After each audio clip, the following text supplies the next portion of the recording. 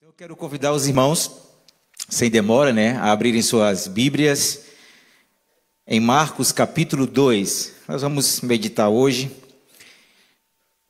nesses versículos do 1 até o 12. O tema que eu escolhi para essa mensagem fala acerca dos 4 amigos de fé. Amém? Vamos ler o texto.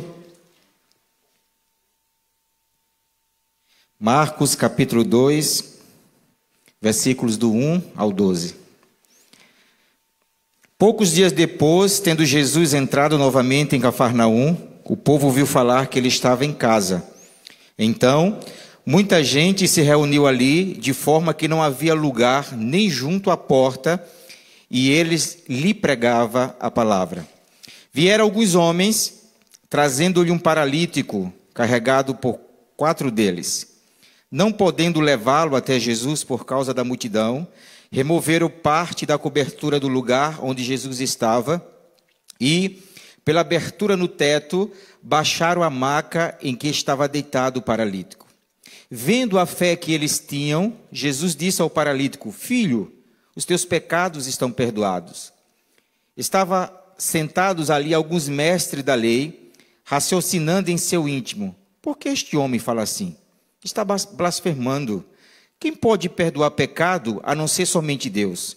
Jesus percebeu logo em seu espírito que era isso que eles estavam pensando e lhes disse: por que vocês estão remoendo essas coisas em seu coração? Que é mais fácil dizer ao paralítico: os seus pecados estão perdoados, ou levante-se, pegue a sua maca e ande? Mas, para que vocês saibam que o Filho do Homem tem poder na terra e autoridade para perdoar pecados, disse ao paralítico: eu lhe digo, levante-se, pegue a sua maca e vá para casa. E ele levantou, pegou a maca e saiu à vista de todos, que autônitos glorificavam a Deus, dizendo: nunca vimos algo igual. Amém? Amém. Irmãos, é interessante esse capítulo 2 de Marcos, porque no capítulo 1, Jesus estava terminando a sua campanha evangelística, nós podemos dizer assim. O capítulo 1 mostra Jesus chamando os seus discípulos, mostra Jesus expulsando o demônio, curando. E é interessante que Marcos agora fala que, depois disso, Jesus foi para Cafarnaum. Tudo indica que era a casa de Jesus. A Bíblia não é bem clara se era a casa de Pedro ou a residência própria de Jesus. Sabemos que Jesus nasceu em Belém, teve toda a sua formação em Nazaré e escolheu Cafarnaum depois que foi expulso de Nazaré como a sua residência. E o texto nos mostra que as pessoas estavam naquele local para poder ouvir a palavra de Deus. É interessante que Jesus era como uma espécie de imã, Onde ele estava, as pessoas queriam estar junto dele para ouvir a palavra, estavam junto dele para poder ver os milagres e as curas, e era impossível Jesus estar em um local onde de repente não tivesse uma multidão que queria ouvi-lo, que queria compreender e receber os seus ensinamentos. E quando olhamos o texto, observamos que isso não é diferente. Alguns estudiosos dizem que o capítulo 2, na realidade, a ênfase que o capítulo 2 vai dar é acerca da oposição, ou seja, alguns líderes religiosos que vão se levantar contra o ministério de Jesus. Nós não vamos pensar nessa perspectiva, O tema que nós vamos pensar hoje é acerca de os 4 amigos de fé. E a gente precisa ter amigos de fé. É interessante que Warren, quando vai fazer uma análise acerca desse capítulo 2, ele diz que ele conseguiu enxergar esse capítulo acerca da perspectiva do olhar de Jesus. E ele diz que o primeiro olhar de Jesus vai para cima, onde ele observa 4 homens que abrem o teto e de repente desce um paralítico aos seus pés. E esses homens tinham iniciativa, eles tinham união, eles eram perseverantes e eles tinham fé. Eles dizem que o segundo olhar de Jesus foi para baixo. Ele olhou um paralítico, Alguém que estava doente do corpo e da alma, e essa pessoa precisava de perdão e milagre. Ele diz que o terceiro olhar de Jesus foi para esses líderes, né, os críticos, que tinham vindo não para receber algo de Jesus, mas para vigiá-lo, saber quem Jesus era, e até mesmo pegar Jesus em alguma coisa para poder acusá-lo. E o quarto olhar de Jesus é para dentro desses críticos. É interessante que Jesus conhece o coração.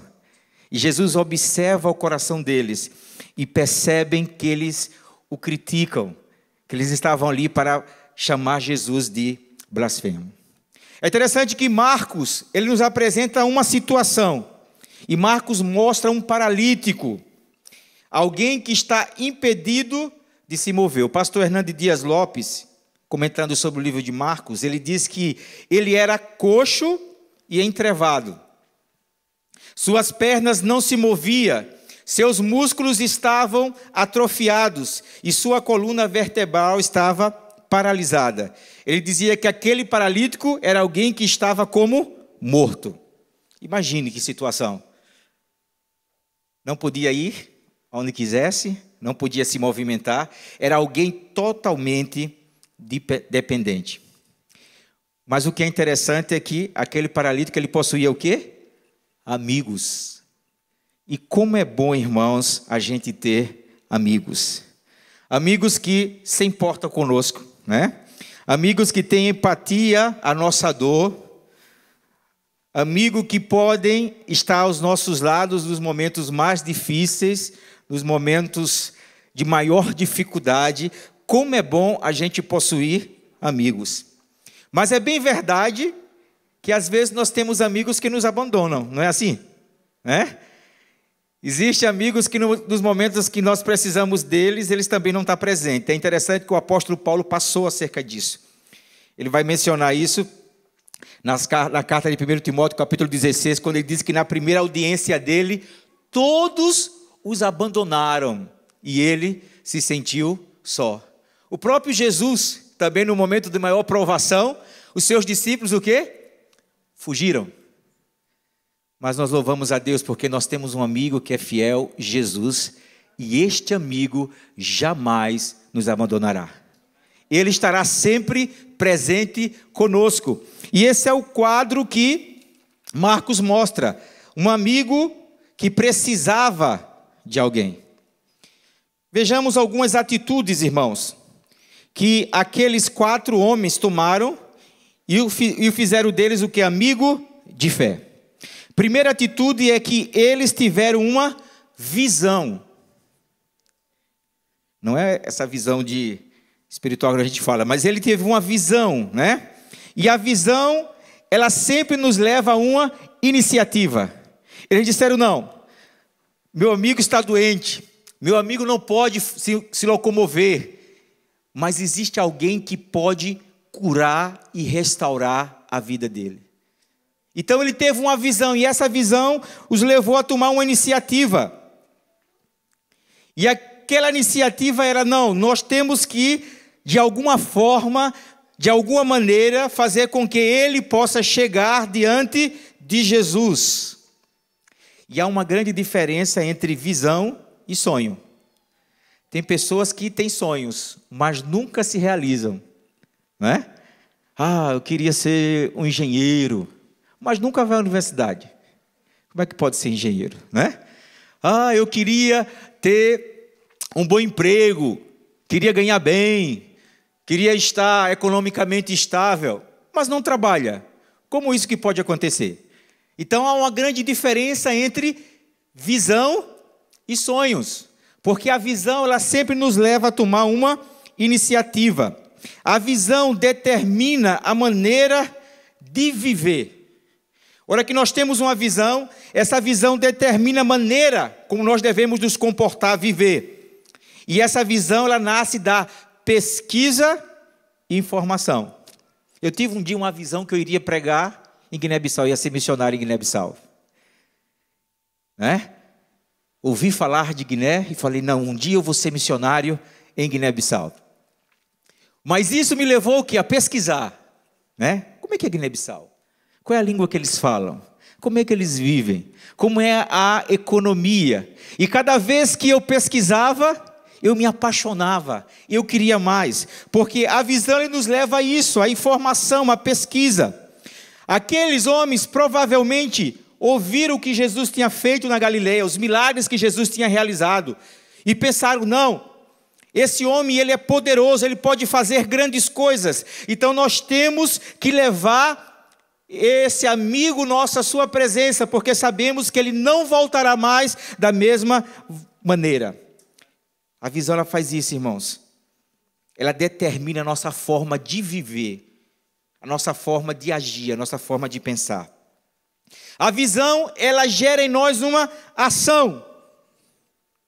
O homem sem Jesus estava o quê? Doente, enfermo, perdido, sem esperança. E eles disseram, não, nós precisamos levar este homem à presença de Jesus. É interessante quando nós olhamos a história, a gente pode observar pessoas que tiveram visão e eles modificaram a história. A gente conhece bem a história de Poyong Shu, né? Que mudou para David Shu. Que é alguém que teve uma visão de criar uma igreja pequenina em um bairro pobre de Seul. E hoje é a maior igreja local do mundo. Uma visão. A gente pode pensar também em William e o Wilberforce, que lutou contra a escravatura na Inglaterra. Não queria que isso acontecesse. E a história mostra que 4 anos depois da sua morte, a escravatura foi abolida. Podemos pensar em Martin Luther King, podemos pensar em Billy Graham, que diz que um dia ia ser um grande evangelista. E se a gente pensar que alguém que pregou a palavra em todo o mundo, a gente pode pensar em Billy Graham. Podemos pensar também em Bob Pearson, que ao ver as crianças passando fome e necessidade, teve a visão de criar uma grande organização, que hoje nós chamamos de World Vision, né? Visão mundial. Então a visão nos leva a tomar uma atitude, uma ação. Precisamos, irmãos, pedir a Deus uma visão. A visão de ver o mundo perdido, salvo pela palavra de Deus. A visão de ver os nossos familiares rendidos aos pés do Senhor, declarando que Ele é Deus. A visão de ver os nossos filhos libertos do pecado, das drogas. A visão de ver pessoas que estão doentes sendo curadas pelo poder da palavra de Deus. A visão de declarar, Senhor, um dia Guiné-Bissau será teu, um dia Portugal confessará que tu és o Senhor para a tua glória. Essa é a visão que nós precisamos pedir a Deus. Porque a visão, ela gera isso, uma ação. E foi isso que aconteceu com aqueles amigos. Uma segunda coisa que a gente pode ver a atitude é que eles foram o quê? Determinados. É interessante percebermos que desistir não fazia parte do vocabulário daqueles 4 homens. Desistir? Jamais. Né? Desistir? Jamais. Eles precisavam tomar uma atitude. Eles precisavam tomar uma atitude. Desistir não fazia parte. E a gente vai observar que eles tiveram o quê? Algumas dificuldades. É interessante que a Bíblia diz que nós não somos daquele que retrocedemos, mas nós somos daquele que avançamos. O povo de Deus é assim. O povo de Deus não pode desistir facilmente, não. E eles tiveram algumas dificuldades, e eu quero citar para vocês. Primeiro, a dificuldade de carregar um doente. Imagine, irmãos, né, no tipo de esteira, carregar alguém que não podia andar, carregar alguém que era um doente. Não era fácil. Talvez se fosse outro, dizia, olha, não, nós não temos condições para isso. Você é pesado demais, nós não podemos carregar você. Talvez na primeira dificuldade essa fosse a resposta. Mas eles decidiram ultrapassar essa dificuldade. Uma outra dificuldade que eles se depararam foi o quê? A multidão não abria espaço. O local estava lotado. Geralmente, quando acontece uma coisa dessa, o normal seria a multidão se abrir para que eles pudessem entrar na presença de Deus. Né? Eu disse, olha, desculpa aí, dá licença, eu tenho alguém doente aqui que eu quero levar para Jesus. E a tendência talvez fosse o quê? A pessoa ou a multidão se dispersar para que eles pudessem entrar. Mas o texto diz que a multidão não dava o quê? Espaço. Talvez eles pudessem dizer, olha, desculpa, a gente já te trouxe aqui, e tu pesas mesmo pra caramba, mas a multidão não quer abrir para tu entrares. Então, meu amigo, olha, sofre. Nós temos em Guiné-Bissau uma expressão, né? Que quando as coisas não dão certo, então eles falam assim, sofre, cala, cala, né? Diz assim, sofre, a expressão quer dizer assim, aguenta. Não tem jeito mesmo, para por aí, te conforma com a tua situação e pronto. Eu não gosto muito dessa expressão. Eu nunca gosto de dizer sofre e nunca gosto de dizer cala e para, não. Sabe por quê? Porque nós não desistimos, nós temos um Deus que é por nós. E é interessante que eles não desistiram, mesmo sabendo que a multidão não permitia que eles passassem. Uma outra dificuldade é que eles nem podiam chegar à porta. Pensando mais ainda para a coisa ficar mais complicada, eles resolveram agora subir com um paralítico pelo telhado. E havia, geralmente, naquelas casas, uma escadazinha que dava para um terraço em cima. E eles disseram, não, vamos subir com esse homem para o terraço. Imagine você já subir levando um peso numa escadaria, né? Quem mora no terceiro andar, quarto andar, quando faz compra. Imagine subir. Agora imagine levar um homem. Não sei quanto ele pesava, mas pense nessa dificuldade. Outra dificuldade, eles destelharam a casa, não é? Coragem. A casa não era deles. Mas aí, destelharam a casa. Sabia que aquele empreendimento tinha risco, mas eles estavam dispostos a fazerem qualquer coisa para ver que o amigo dele iria receber a cura e o perdão de Deus. Às vezes, quando nós pensamos na obra missionária e nos deparamos com dificuldade, né? A gente fala, não, vamos desistir. O empreendimento é caro demais, é difícil demais. Irmãos, o valor de uma alma, a gente não pode comparar o investimento por elas. E aqueles homens tiveram esse pensamento. E a sexta dificuldade que nós podemos ver era agora descer o paralítico diante de Jesus em cordas, né? Talvez o paralítico disse, olha, eu vim aqui para ser curado, né? Não para ser ressuscitado. Talvez o medo de cair e de repente ali fala, olha, né? Então imagina a dificuldade, o cuidado para colocar diante de Jesus. O que é que isso nos mostra, irmão? A persistência.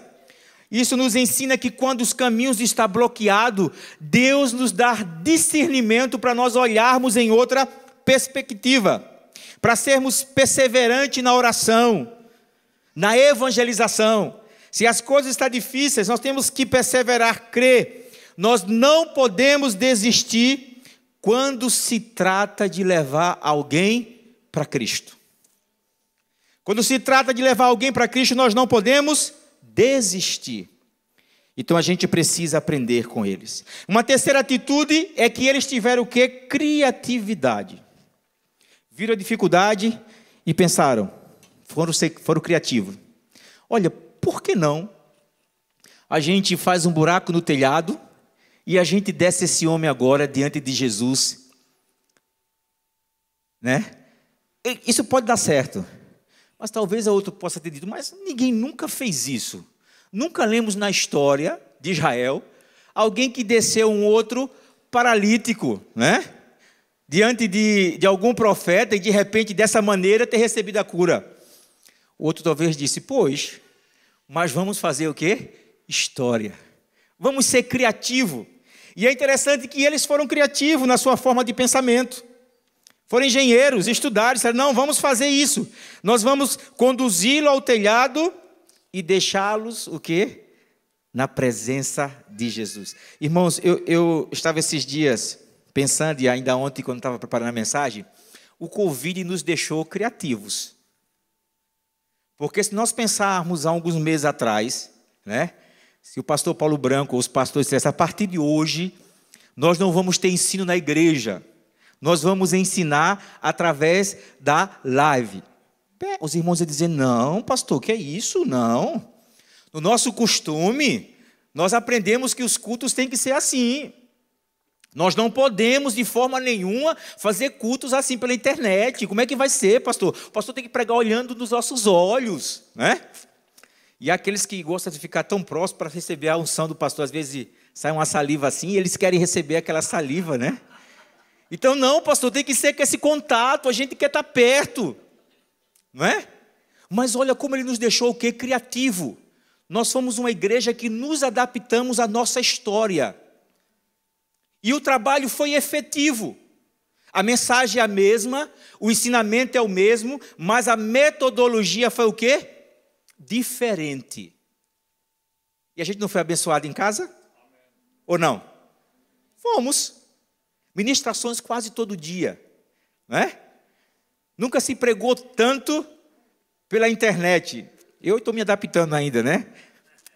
Mas nunca se pregou tanto pela internet. Nunca se ouviu tanta mensagem pela internet, né? Até aqueles que não eram pregador mandam mensagem. Então imagine, nós nos adaptamos à nossa realidade. E a igreja, ela precisa se adaptar à sua realidade. A igreja, ela precisa ser comunicativa na transmissão da palavra de Deus. Ela precisa quebrar paradigmas. Ela precisa inovar para que Cristo possa ser o quê? Conhecido. Nós não vamos mudar a mensagem. A mensagem é: Jesus Cristo perdoa pecado, Jesus Cristo salva e Jesus Cristo leva para o céu, porque Ele é o único caminho. Essa mensagem não pode ser modificada, mas a metodologia usada, ela pode ser diferente. Eu quero encerrar agora com a quarta atitude que aqueles amigos de fé tiveram. E está lá no versículo 5, né? Eles exerceram uma fé verdadeira.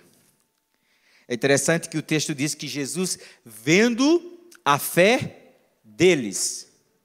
Jesus não falou só da fé do paralítico. O paralítico teve fé que Jesus poderia curá-lo. Mas os amigos tiveram fé de que eles poderiam levar aquele paralítico à presença de Deus e que Deus poderia realizar um grande milagre. Jesus viu a fé deles. Uma fé que não é uma fé inerte, mas é uma fé que é demonstrada através da ação, da prática. Eles creram que Jesus poderia libertar e logo agiram em prol para que este milagre acontecesse. Eles tinham consciência de que eles não podiam fazer milagres. Eles não podiam salvar o amigo. Mas eles podiam levar o amigo a Jesus, que podia fazer o milagre e que poderia salvá-lo. Função deles era o quê? Levar o paralítico. Perdoar e curar era a tarefa do único Deus verdadeiro, Jesus Cristo. Temos que entender que, como igreja, a nossa função é pregar a palavra de Deus, crendo que o nosso Deus é poderoso para salvar, restaurar e perdoar. Essa é a nossa função, levar as pessoas para Cristo. Salvação e restauração, perdão, é o nosso Deus quem dá. E isso fizeram com que aqueles homens, aqueles amigos fossem conhecidos como o quê? Amigos de fé. Irmãos, nós precisamos ser amigos de fé. Nós precisamos ter essas mesmas características que esses homens tiveram. Naquilo que se fala levar alguém a conhecer Cristo, o amor de Cristo, quer seja nossa família, familiares ou amigos que não conhecem ainda, nós precisamos ter essas características que esses homens tiveram. Cabe a nós conduzi-los a Cristo. A transformação, o milagre é Deus quem faz na vida deles. Mas cabe a nós fazer com que eles possam conhecer quem é Jesus, não importa o quanto nós precisamos investir para isso. E alguém fala que para conduzir alguém a Cristo, nós precisamos estar preparados na mente, no corpo e até mesmo no esforço. Porque às vezes tem aqueles que só vai com empurrão, não é? A gente tem que levá-lo mesmo. E isso requer de nós demanda. Que Deus nos ajude, irmãos, para nós sermos amigos de fé. para nós nos dedicarmos a isso e entendermos que a nossa responsabilidade como igreja é, nós falamos em crioulo, contar a palavra de Deus, né? É anunciar a palavra de Deus. Perdoar, restaurar, libertar, cabe ao Espírito Santo através da tua vida e da minha vida. Amém? Que Deus nos abençoe, que a gente possa guardar essa palavra em nosso coração.